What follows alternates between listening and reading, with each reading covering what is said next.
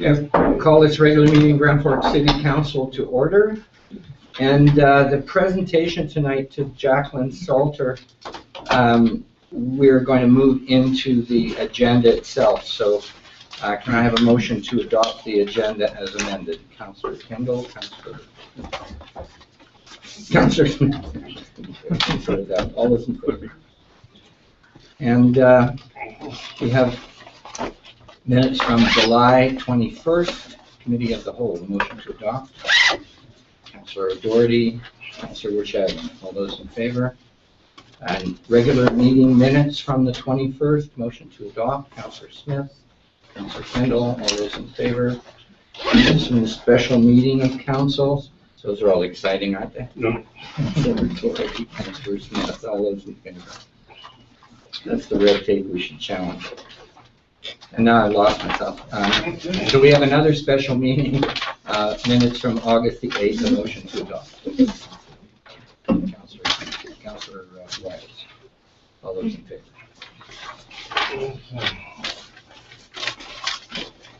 Just for the audience's information, special meetings we call so that we can go in camera. So it's one of those things we're legislated to do, but we have to call a special meeting and announce we're going in camera and then adjourn the meeting. Councillor Smith. However, I just want to note that that meeting was actually about the mural project. Yes, it was. And yeah. it was called public meetings. Right. But the reason we were laughing at ourselves was that special meetings don't really do much. Well, I was anyway. All right, we're down to council reports, approval reports from council, and starting at a volunteer, Councillor O'Doherty. Your Worship, I attend the open house in August for the water meters, and I'm still involved with music in the park. Yes. It turned out very good, and we still got 2 Wednesdays, this Wednesday and next Wednesday, and that will be done for the summertime. And on Friday, I attend the music in the park. It was a good turnout. And I also Sunday attend the car rally, which was very good in the city park. A big, lots of people that were at the car. The baseball is all done, and we still don't know what's going to happen next year. We'll find out very shortly. Yes. And now we're getting ready for the hockey in September, another week. And on Saturday, I'll be involved at the fall fair, and on Sunday at the airport. Excellent. And I appreciate the fact that Patrick goes around and collects money at the music in the park, which is not a job most people would like to do, but he volunteers to do that, and it's much appreciated. It gives some incentive for people to come out and play. Well, thank you very much, Emerson. And let's see the hands go up here. Oh, Councillor Myers. Thank you, Your Worship. Well, first of all, I want to clarify, I have not been at a council meeting. I missed the June 23rd meeting due to commitments with AKBLG, the Association of Kootenai Boundary Local Governments, of which I am the elected official on behalf of our region, and we were doing our strategic planning sessions for 2 days over there in Cranbrook. Followed up by, I missed the July 21st Committee of the Whole and the meeting due to a personal commitment that I had committed to in the fall previously, a substantial commitment financially on my part for some outdoor recreational kayaking in the Gulf Islands. So just for clarification, I have been keeping on top of things, and I have been quite busy. Besides that, I've been participating each month in the Citizens on Patrol regular monthly meetings. And we've also been out there, I don't know if you've spotted us out there doing the speedboard education program, where we set up the meter board and bring people's attention to the speed that they're conducting in that neighborhood. And I also, on June 25th, Your Worship, I attended the West Kootenai Boundary Regional Hospital Board meeting on your behalf as the alternate. The meeting covered a great deal of important documents that I had submitted to the city for circulation to council, and to address the current and future acute care needs that apparently are subsequently being circulated throughout the region. The important document that came forward was the presentation that we saw from Jim Gustafson early in the year when he asked us 3 questions about our healthcare needs in our community. And that project was funded by the city of Castlegar. But the initiation of the strategic plan for the regional hospital district, and it was dated June 2014, and he presented that at this meeting, so I submitted it to council for review. It contained the 3 questions asked of the communities back in the spring, and out of the 30 communities in our region, Mr. Gustafson reflected that 26 communities had actually responded. He asked in his presentation that everyone have a look at these responses and share them with our councils and boards to evaluate the regional concerns and work towards adopting a strategic plan by December 31st, 2014. Also at the same meeting, Ingrid Hemp's retirement was announced. And Ingrid spoke very highly of our Boundary Hospital here in Grand Forks and the position that Grand Forks takes when hiring new doctors. That has been very successful. As a result, we don't have a doctor shortage here, and that was complemented by the presentation made earlier in the evening by Dr. Peggy Yakimov on physician resource planning and recruitment that included detailed stats on regional staffing levels for all hospitals and hospital care centers in our region. So following that, I did participate in the GFI volunteering, and that was quite a successful event. I felt very good about the turnout and the organization and the teams that were represented this year. The primary project that I have been undertaking this summer has been the FCM Head Start for Young Women, and that's the Federation of Canadian Municipalities, and the Grand Forks group has been launching their upcoming Project Progress Conference to be held October 3rd to the 5th. And the young girls that I'm working with are from the high school. It is a program, a 1-year nationwide pilot project by FCM to bring forward the gender gap that we're seeing in political life for women and men in Canada. Back in 2005, it was as low as 17%. Those numbers have been brought up substantially to about 22%.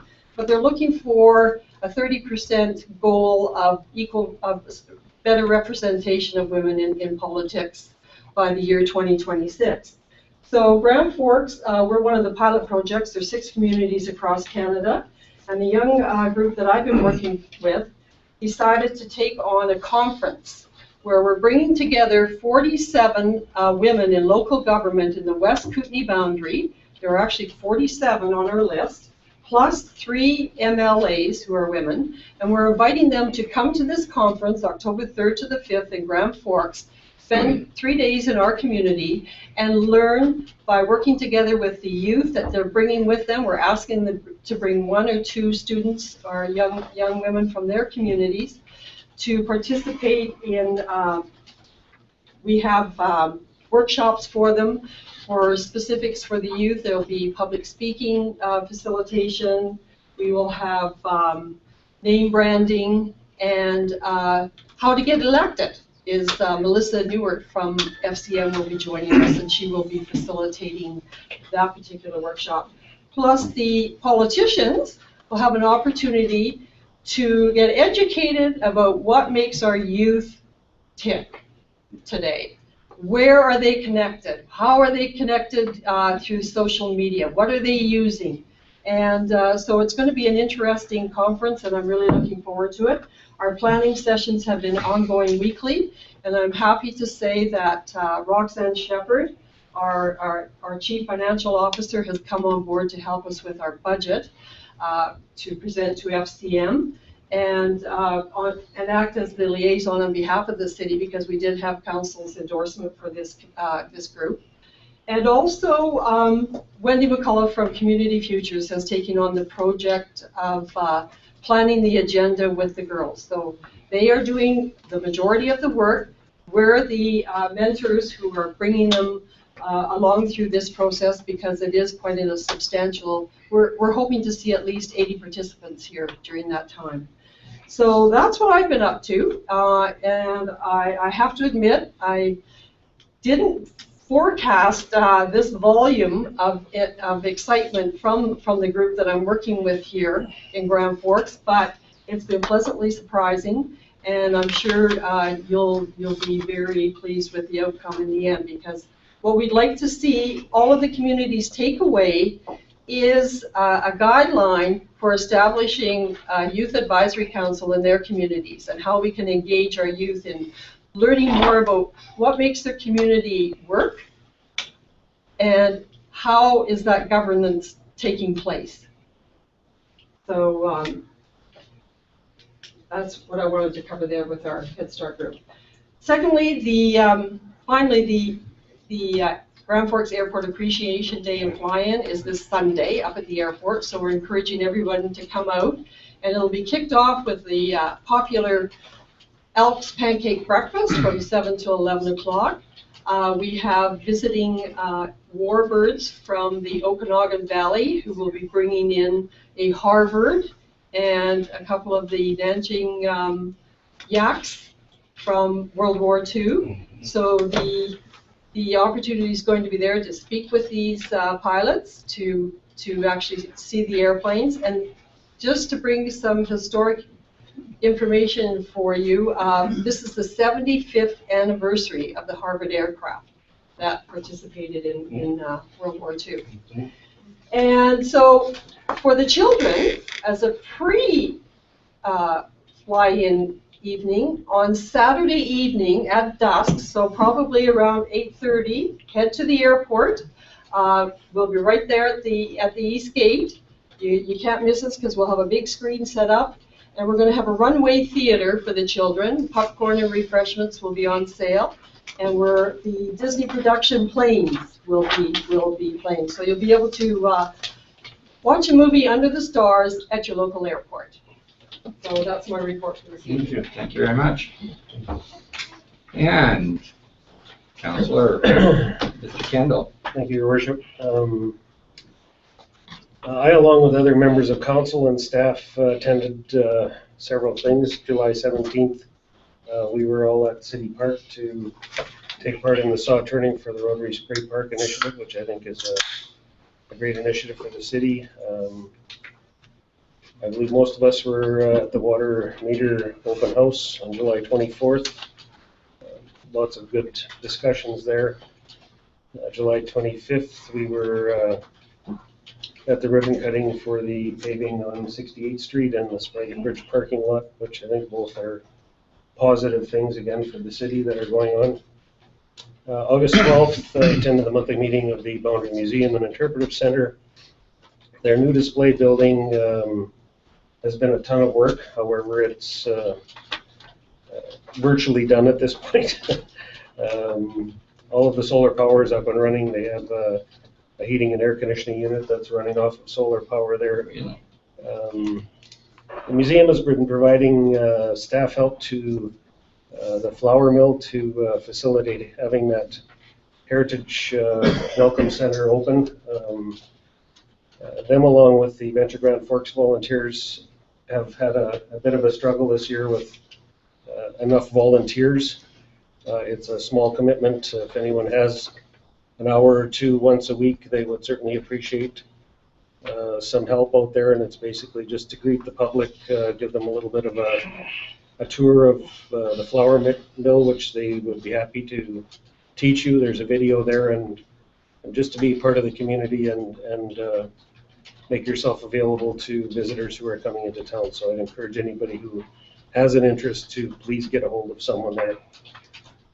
The museum is also installing, they were fortunate enough to get funding from Community Futures and the credit union for some new photo signage, I guess, which we spent some time starting to install along the highway, so it looks really good. And it's going to direct more and more traffic to Professional looking. to the museum and the Heritage Visitor Center. As always, their Thursday bread making. Again, I would encourage people from the city to go up there Thursday mornings. It's bread baked in a brick oven there that's always sold out. It's something that everyone, if you haven't experienced it before or in a long time, it's a great event. Always take your kids up. They enjoy it. My grandchildren did this summer, so I'd encourage you to go and see that. And lastly, myself along with most members of council attended the car show here. Again, another great event for Grand Forks. Can't say enough good about the efforts that are put forward by some of our citizens to put us in a really good light out there with people from all over the province. And that's the end of my report. Excellent. Good support from staff too at the car show in Yes. terms of washrooms and problem solving. That's good. Councillor Smith, what do you got for us? Thank you, Your Worship. As Councillor Kendall mentioned, I was at the sod turning there for the Rotary Spray Park. And I just wanted to let everyone know that there are a couple of fundraising activities that are being undertaken at the moment. September 6th is going to be a lobster fest, which is going to be at the Christina Lake Community Hall. Tickets are $100, and the proceeds are going towards supporting the spray park. My understanding is that up to $50, approximately $50, will be offered as a tax receipt for a charitable take back on your income tax. Raffle tickets. It's WestJet or the World of WestJet. And there's 2 tickets that are up for grabs. There's only 2,000 tickets being sold for this raffle. One ticket is $10 and 3 tickets are $20. And it's essentially to anywhere that WestJet flies. So it's value up to about $4,000. And that draw will be drawn on the 6th as well at the Lobster Fest. I have tickets. As a Rotarian, I have tickets. So if anyone's amongst So you're not going to draw if you have a lobster ticket. You got to buy extra tickets. You gotta buy, you gotta buy extra tickets. They're separate, yeah. So anyway, I do have tickets available for council and staff if they're so inclined, and for the public as well. On 22nd, there was the water meter open house that I attended, and that was well attended by the public. Lots of information made available by the folks from Neptune, and it was good to see the community coming out there who had questions to ask in a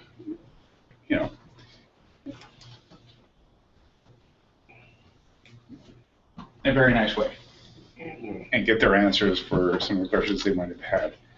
The 29th, and this has been an ongoing thing, I am a member of the steering committee for the Phoenix Foundation's Vital Signs. On the 29th, we had a meeting, and they're actually every week on Tuesdays.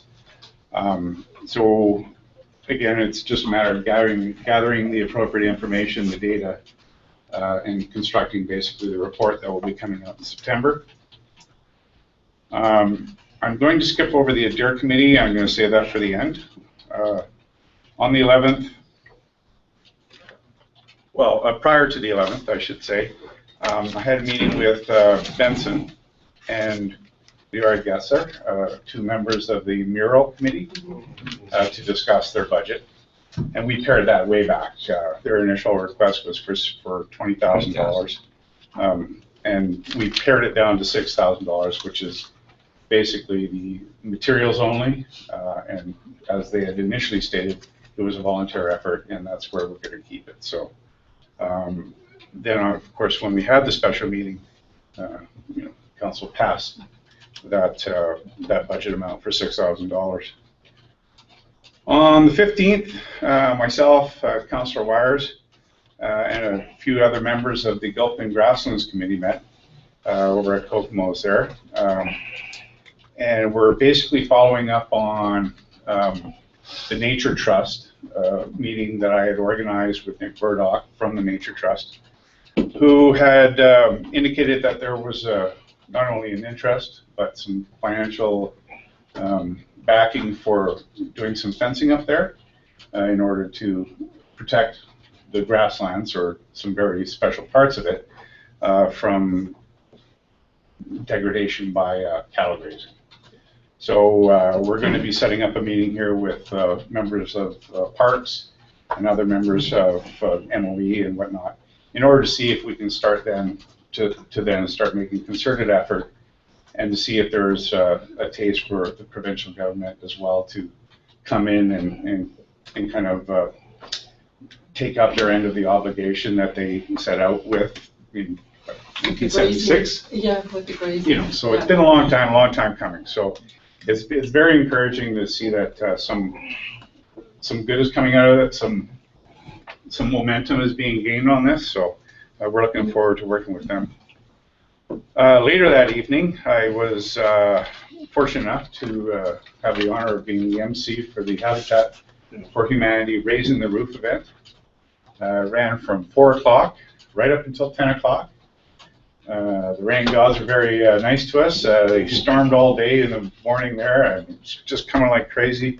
But they, you know, for the event, it just cleared right up.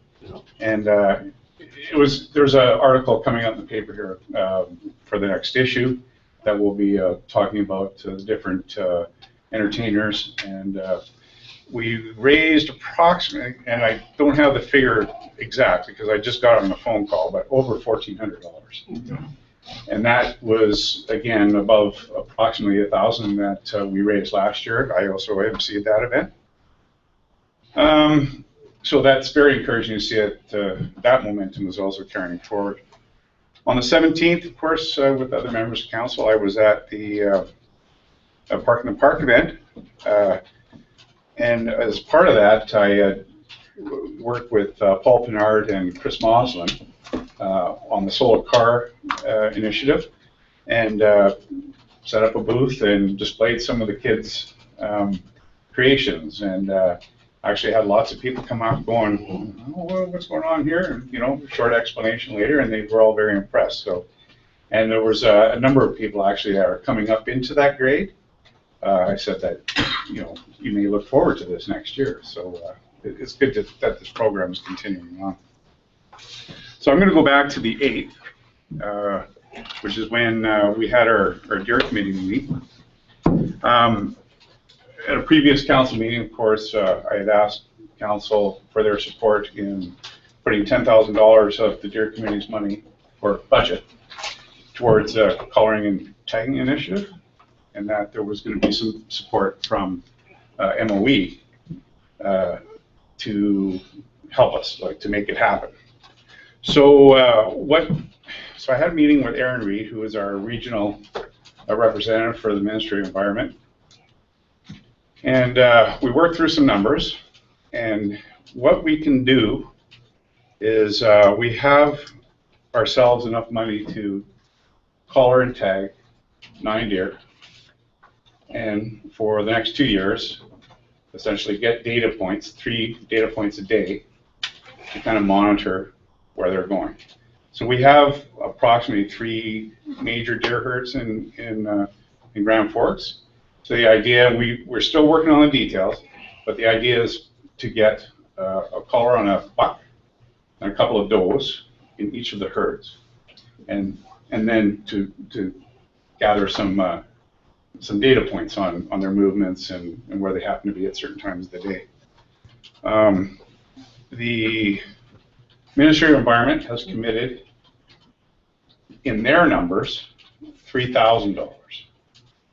And that is basically in-kind work, and that is basically the drugs, the actually tagging the animals, the darting them, the tranquilizing, and all that kind of stuff. But if that were to be farmed out to somebody else, it would actually be about 3 times as much. So essentially the value is matching our $10,000 contribution. So I got two things I would like to make motions on. And I guess I have to follow up too with respect to the question that I had asked council to refer to staff, and that was the cost of a referendum on the question of a call. With that information that came back, it was decided amongst the DARE committee that we would prefer to leave that as a referendum, as an election referendum question. And so I make the motion that council support holding a referendum question on the specific question on whether or not the community continues to support a call. And a seconder for that. Doherty? Excuse me. The question would actually have to be a poll opinion, because I believe it has to be by bylaw for a referendum. The referendum question has to be by bylaw. So it's just like we did when we did the borrowing. Yes. So it would be an opinion poll, so it would have to go It on. would not bind council permanently to Exactly. decision. It would just be the opinion. Yeah, I think and that's the way, exactly what I'm, council that's what I'm understood framing. it. Okay, We perfect. just didn't clarify it. Yeah. Yeah. Yeah, it would be an opinion referendum. Yeah. And worded in such a way that it would not be We don't want, yeah, ambiguous. absolutely, no ambiguity at all, just the straight question as to whether the community supports that level of deer management in our community. And certainly some heads are gonna put together to try and formulate this, so without the exact wording, that's the motion on the table, that we add this referendum question to the referendum September 15th. Councillor Washaga. Thank you, Mr. Mayor. Did you, were you saying you wanted that during the election? Yeah, During, at the polling station? And number two, being that it's a plebiscite and not a referendum, does the question therefore have to be approved by the province first? No? Because it's opinion, it's not legally binding on the municipality, you know. All right. thanks. Okay, further? Ready? Yep. We're gonna ask them. That's good. Well, and I have to say his background, that the previous surveys that we did were really convoluted and difficult to understand. There were multiple questions and all kinds of nuances. And this is an opportunity to ask people straight out, but we'll see how the wording comes back. But right now, we're gonna approve moving ahead. Your worship, I want to make clear that this is not anything that the committees, if it passes or if the opinion is in favor, that it is immediately considered the option of managing our deer. It's just an option. Let's clarify it. Yeah. Okay, questions on the table. All those in favor? Opposed? Carried. Thank you, Your Worship, and thank you, Council. So the second point is to, I would like to ask Council support in proceeding with the tagging monitoring program as it's outlined. I will, of course, furnish all details as Aaron and the committee and I work out. There's, of course, different levels of permits and permissions and all that kind of stuff that have to be undertaken prior to them. We're looking at the end of October, possibly the beginning of November, for the actual tagging and monitoring collars to be put on. So I'm just asking for council's continued support that we proceed in the direction that we've been moving. And clarifying too that we're not going to trap them, we're going to dart them. That's correct, the yes. program. And, for clarification, professionals in this field, people, biologists working with the Ministry of Environment, they have two means of darting. One is by a blowgun or a .22 light rifle that is used to propel a tranquilizer dart, and it's like that. So apparently it's not, I Low trauma, I think. I hit a deer with an apple, and it just kind of stands there. So these darts apparently are not enough to startle a deer to run into traffic or go crazy or whatnot. They're down in 7 to 9 minutes. And once they're tranquilized, tagged, collared, they're given another shot that basically neutralizes the effects of the tranquilizer, and off they go. Councillor Kendall. After the monitoring is done, what happens to these calls? Point of order, Mr. Mayor, we still don't have a seconder for that motion. Do we have a seconder on it? Councillor Wire seconds it. Go ahead. What, do the deer have to be redarted and the collars removed, or what happens to them? Nope. Collars are made in such a way, and this is, of course, technology has been around for a long, long time. They're designed to basically fall away. If a deer is involved, a mortality, the signal reads, of course, that the deer is stationary over 3 or more data points. And then Aaron indicated that him or Jenny Coles-Hill, who's said she's going to lend her expertise to this in terms of collecting and crunching data, that they'll come and examine the deer, possibly do a necropsy to determine the cause of death, retrieve the collar, and carry it. So the effective life of this collar, because if you were only collecting 1 data point, it would last maybe 5 years. But since that's not really useful information in terms of tracking movement in the urban setting, 3 data points will wear the battery faster and give us approximately 2 years of information. Councillor Wire. Question, I just wanted to know if, so the 10,000 you need is in your budget, obviously, right now.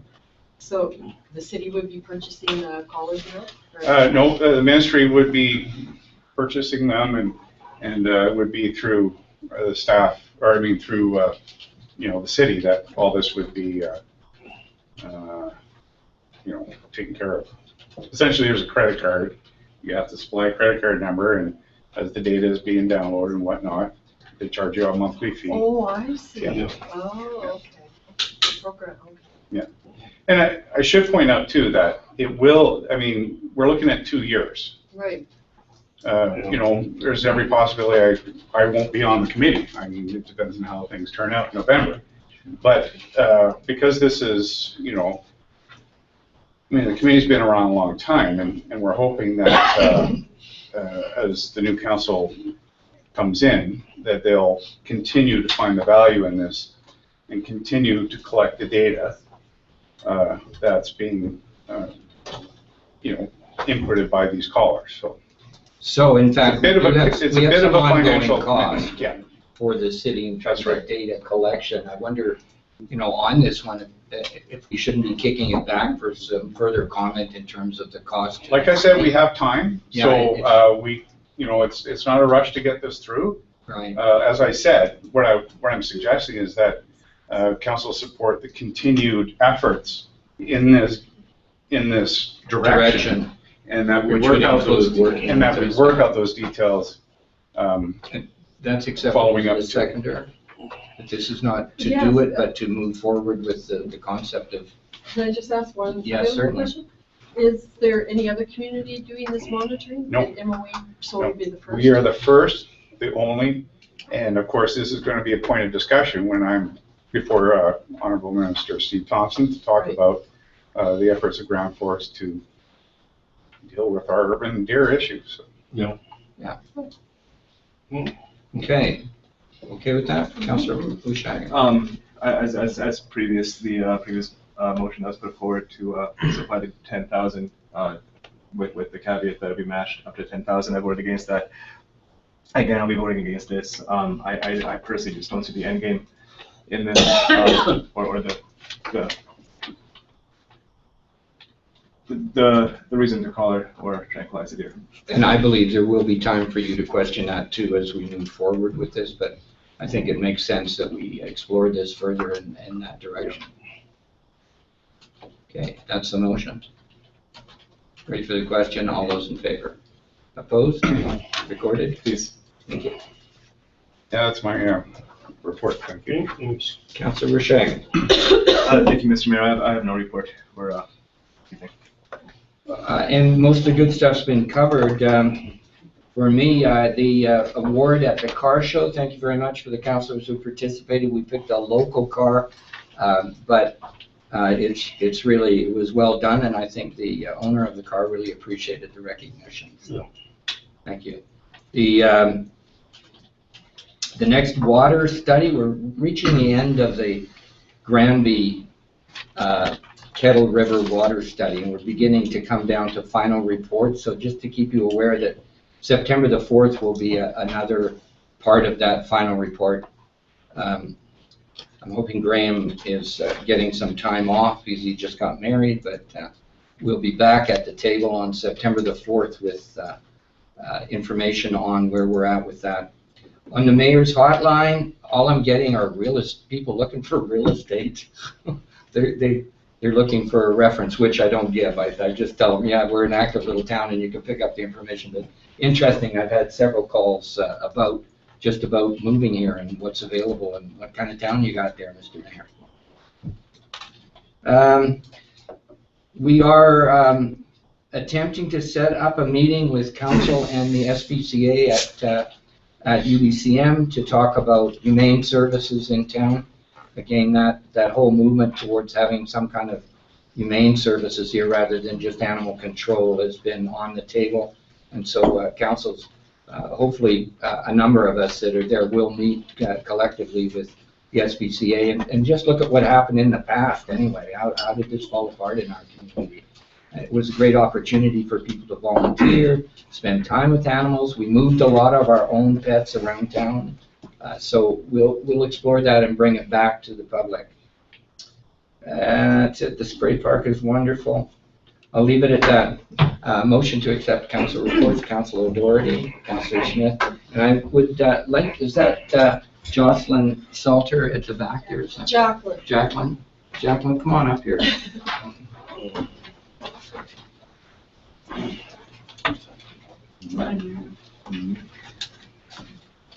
Hi, Jack. Hi. We've seen each other before. You were here. Yeah. Okay, well, this is council's recognition of the fact that we'd like you to accept this as a congratulation letter to you on your recent win on your poem. And I would ask if you were interested in reading it. I can do that. We have it on the board. So Oh, good. Let's go ahead with this first, and then I'll put it up for you, and you would read it to us. Okay. Okay. So we're extremely proud and fortunate that you were one of our young community members and have received the Colonel Douglas H. Gunter History Award as announced by the Canadian War Museum. The city has included a copy of your submitted poem along with the accompanying notes in tonight's agenda so that citizens who review our document will have a chance to read your very well composed literary work. We hope this award will be one of many in your promising career ahead and developing your lifelong skills. Again, very proud and congratulations, Jacqueline.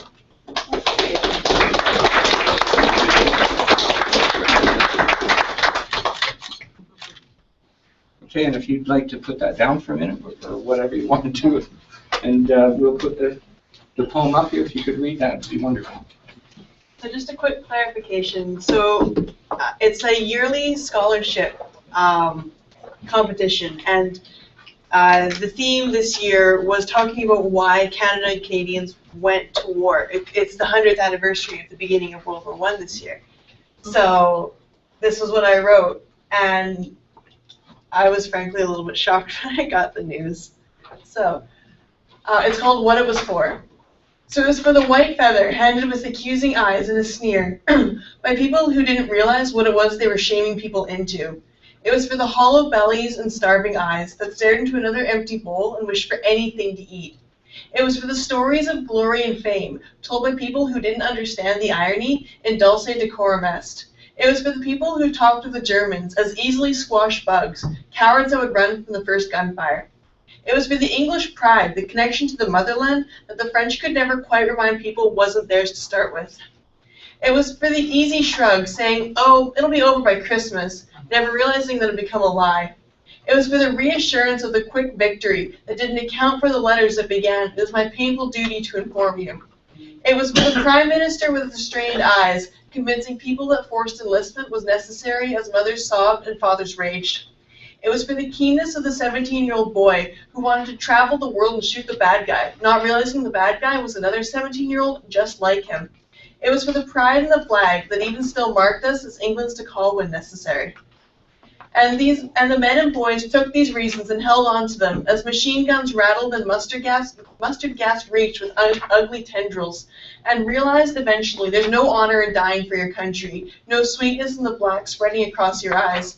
And we remember them who fought for these reasons, lived by these reasons, and died by these reasons, lest we forget.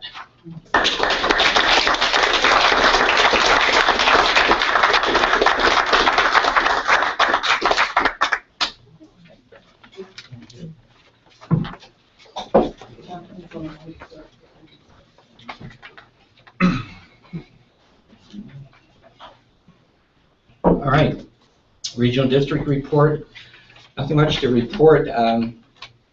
Councillor Rashagan and I are on the Recreation Committee, and we've asked to review the new structure that's been put in place for the recreation facilities at the site. So we'll have that on our agenda. That job is being changed to some extent, and we'll know more about that, but it looks like more of a programming side to it and facility side. So it kind of changes the way we interact with the regional district. Yes. Other than that, the regional district isn't meeting until the 28th. We have my committee reviewing policy has reviewed about 8 or 9 new policies that we put out there. They're all pretty mundane, like meal regulations and communications issues. But they've been pretty quiet for the summer, and this will be kicking back into gear fairly quickly now with regional district issues. Any questions on the regional district? The Head Start girls will be making their presentation at your. On the 28th? Yes, there's a delegation of the Grand Forks Head Start group. We have quite a few female political figures on the regional That's table. why they're coming. Yeah, it's a good balance. Okay, motion to accept the regional district report. Councillor Doherty, Councillor Rashagan. All those in favor? Okay, we're down to Mr. Pepin's request. Council, have you read the explanation of that, and everyone understands what we're looking at there? Councillor Rashagan? Oh, no, I've read it, but and I completely understand it. Has Mr. Pepin responded to it by any chance? Well, Or you two staff? have we sent it to him? We sent it out to Mr. Pepin? It's going to be going out to him this week. Okay, so we're just receiving it here tonight, receive for information and discussion. I think it's a very reasonable position. Yeah. It's hard to understand the logistics of it, but when you look at what other people are doing, what other communities are doing, and what you really need to do to run a service, Councillor Rashagan. Yeah, thank you, Mr. Mayor. But the other point I think that's missing here, to a certain degree, it makes sense of the basic charge. What am I reading here? The basic fee covers the city's fixed costs, such as maintenance of the poles, the wires, and the building system, as well as administration. It doesn't mention, however, that if we move to a system that had that cost broken into the consumption cost, if it was broken into a per kilowatt hour, or however it would be, there would be a break-even point where you would go above and beyond that 1646, and you'd actually pay more than that fixed administration cost. There would have to be a point at that point. Does that make sense? Yeah. So like, it might be something to somehow try to. It seems like just another way to cut the pie. I mean, we've still got to generate that amount of revenue, whether we do it in that block plus your consumption. Yeah, I know, but what I'm saying is there's a possibility if you change the structure that he would be paying more than 1646 per month if you use that much more, because it would be fixed into every kilowatt hour and it would never disappear. Yeah, and I think he was looking at how fair this was, so I think the analysis that was done is quite accurate in terms of where we're at. Did you want to say anything on that, Mr. Allen? No, I think this is the process. We'll touch base with the customer and hopefully resolve the issue, and if not, then we'll advise council. Okay, thank you. Receive for information a motion? Councilor Shagan, Councilor Doherty, all those in favor.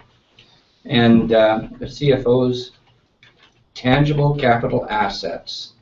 So we have dealt with first, second, and third reading of this. We're looking for final reading of this tangible capital assets. You all understand what we're agreeing to here? This is how you lump things together and how we put them into our books. Yep. Basically, we've gone over it several times. Motion for final reading. Councilor Smith, Councilor Doherty, any questions?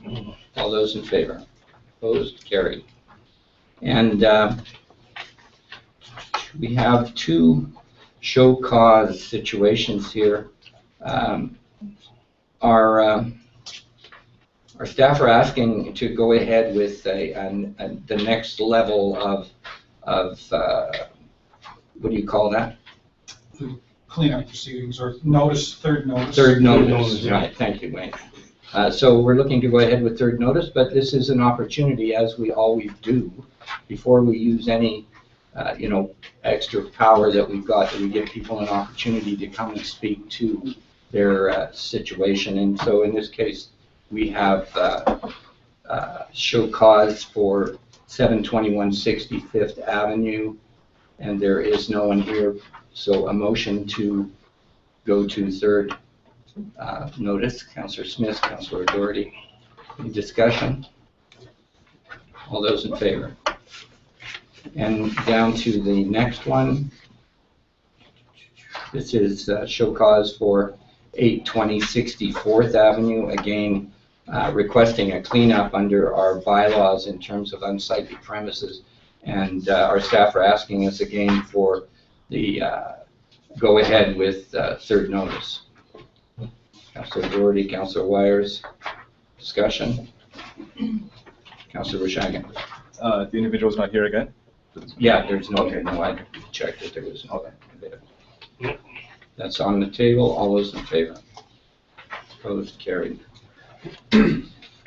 Okay, information items, Habitat for Humanity looking to set up a temporary restore at the old forestry building, and looking for some support in terms of banners to direct people that direction. The cost would be $600. Opening for discussion. Councilor Kendall. Yes, reading this, they're asking us to fund the cost of the banners, and I'm guessing also put them up. Is that- I would think that we are the only ones that can touch our own poles. Yeah. Yeah. So they're having difficulties. They're not getting an answer back on the gas tax money they've been asking for. They've been stonewalled on that, as much as we've been insisting this has regional impact, and it is regionally important. UBCM has been holding it up. So, I know that Doug is working on that already. Mr. Mayor, we are going to be meeting with the minister responsible at UBCM to talk to them about this process. Right. So it'll be on our discussion docket. So, they have run into various slowdowns that have stopped them from setting up this restore. I would certainly like to see them go ahead with it. Yeah. To Go ahead. put the banners in. Yeah. And the seconder for that, Councilor Shagan. Discussion, Councilor Kendall. Yeah, I kind of see it as, even though it isn't, if we want to say technically a business, it is a business. And the restore is designed to be there to generate revenue, and this seems to go in the face of our policy of not directly helping business, and therefore I have an issue with supporting it. I concur. Councilor Smith. I just wanted to ask a question. Go ahead. Well, it says banners. Is that like the street banners we have?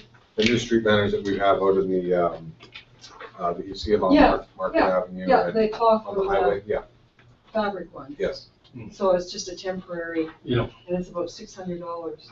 yes. Councilor Shagan. Yeah, thank you, Mr. Mayor. A question and then just a comment. Where would this money be coming from? In as much as we have a grant in aid? Could either come from our surplus or would come from legislative So we kind of dealt with the fact that helping them with what they're doing is not in violation of helping businesses, what we got into putting them in the building. That's right, Mr. Mayor. We talked about this from the point of view where they were going to be renting the facility from the city at a cost. Once they reached a break-even point, and then they were generating profit, they were to be generating and providing the profit back to the city based on the square value of the space that we were renting to them. The other thing that we're looking at here is your rate in respect to the assistance to business. It is not directly the assistance to business. Remember, the council used to provide assistance to these 3 different agencies that came together in the form of, I believe one of them was $10,000 a year to Whispers of Hope, and I believe the Beths was getting some money from the city as well. But these agencies have come together to find a way to be self-sufficient, and that was part of the original arrangement that was made with the city at the time. Councillor Smith and Councillor Kendall.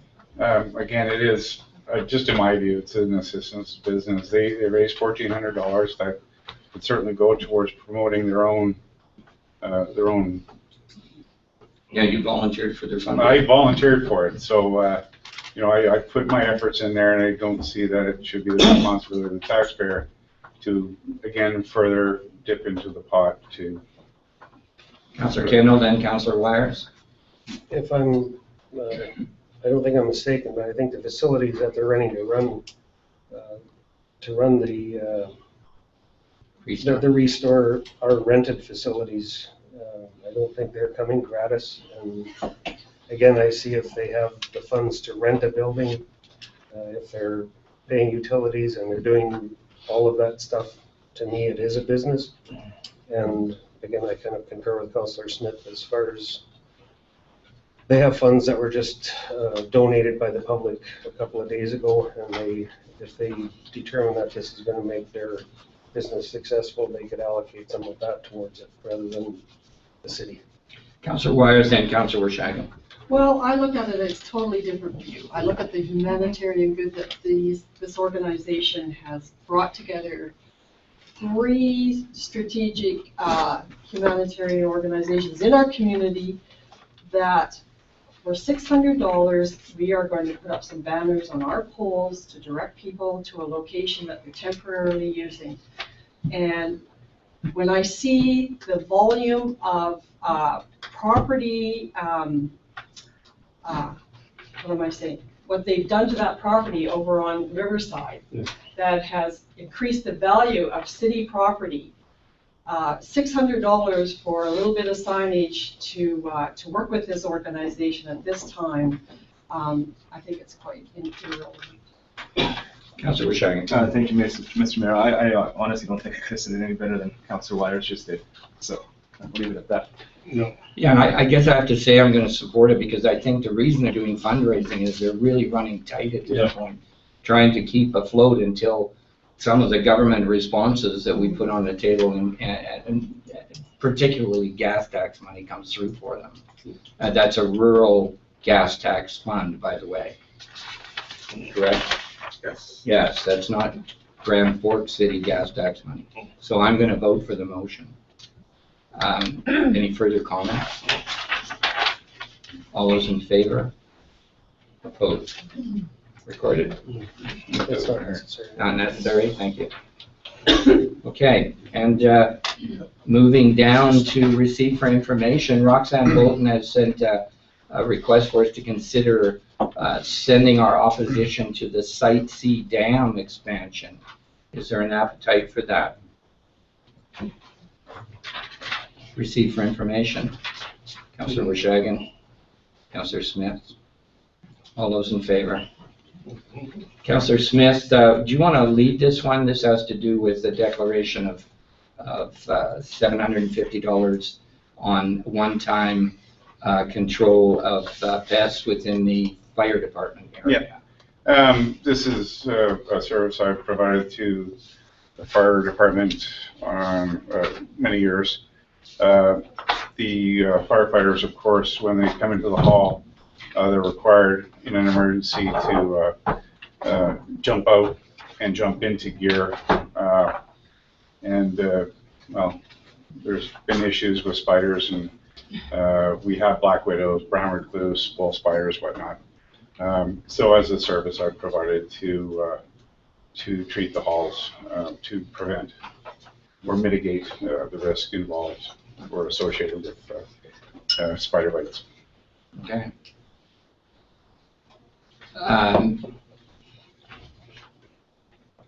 Do we need to do anything with this at this point? Is this a receipt for information? Yeah, Mr. Mayor, this is a receipt for information. The disclosure statement from the councillor is to advise council of the intention to advise the city that we may be doing business with them. We've looked at the other piece to bring somebody in, the other pesticide company from, or sort of pest control company from outside of the community that was, you know, that we could pursue, but they're more expensive. Right, okay, so receipt for information. Let's have someone other than. Oh, Gary sorry, make a Mr. Mayor, motion. here's the resolution. Sorry, Diane had that for you. Oh, okay. That's the resolution we're looking for then? Yeah. Councillor Doherty makes the resolution, seconded Councillor Rashagan. All those in favor? Carried. Next item is Hillary Farson, and basically explaining how they're going to provide broadband internet to rural Canadians. It's a receipt for information. Councillor Rashagan and Councillor Smith, all those in favor? And on to bylaws.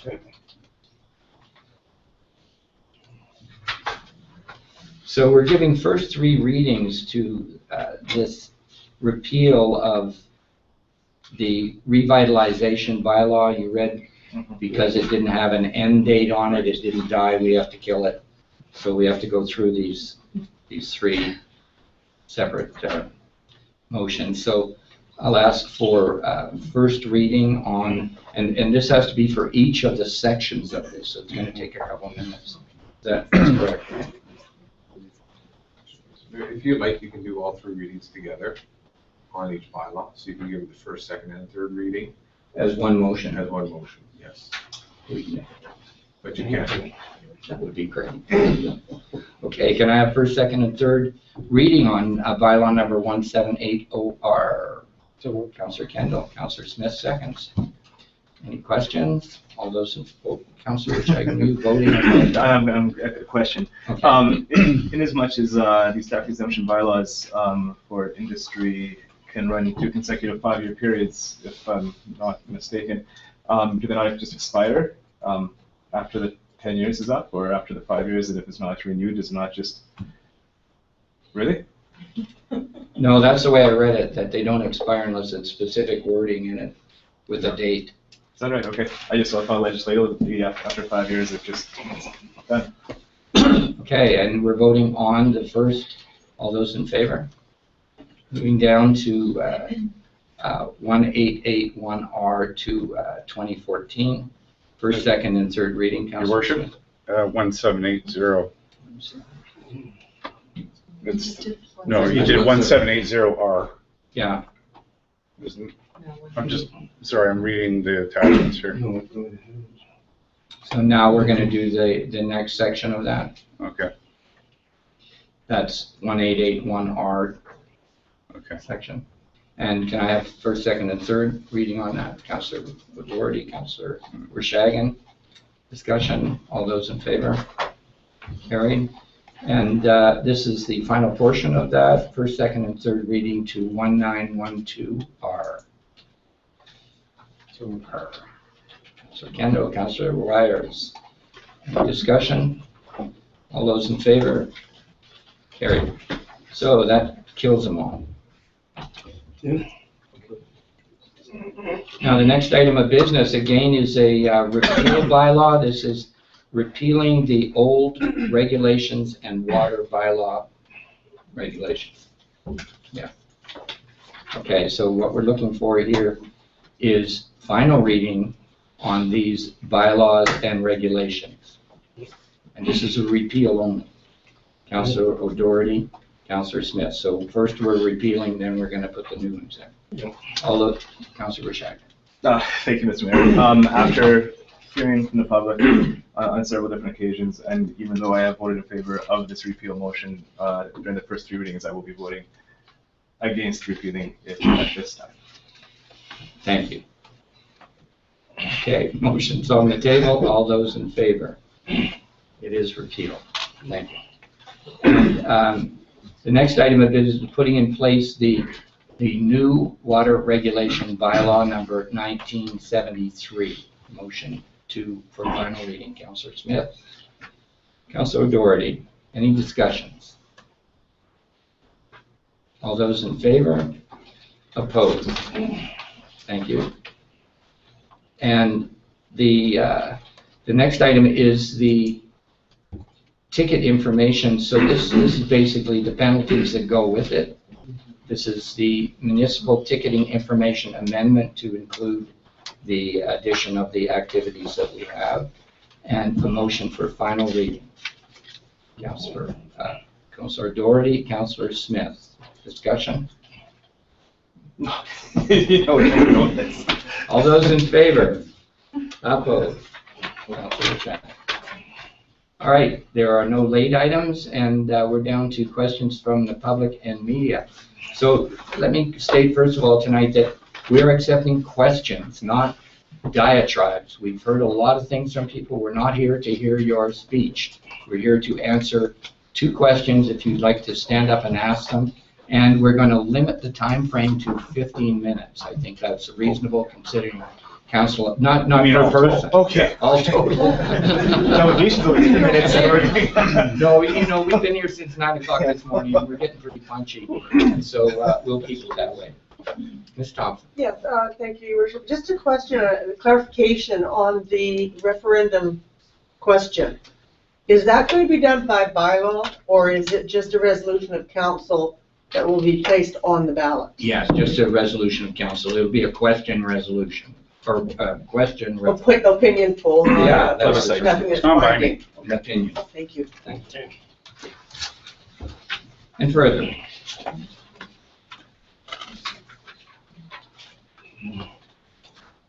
Good evening. Evening. Tom Tripp, Grand Forks. Just a brief question for Mr. Allen. We were at the July 22nd open house, and I just wanted to know, when we talked at the door, Doug, we mentioned the reader for the meters is possibly, there's an option where we could hardwire it into the house where a meter reader would come along and take away the, is that still an option to read them that way? We don't know. All right, Mr. Allen. Mr. Mayor, yes, the options for the meters are the radio read meter, the hardwired meter, or the pit meter. Right. Are there additional costs to the hardwired meter? The reading costs. The reading cost would be additional Okay. costs. That's all I wanted to know. Thank you. Further questions? Mr. Johnson.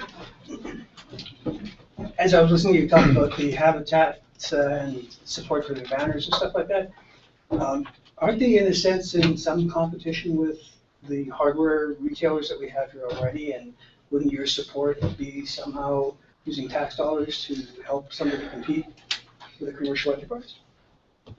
I don't feel that way. They have operations in Kelowna, which I've been into and looked at.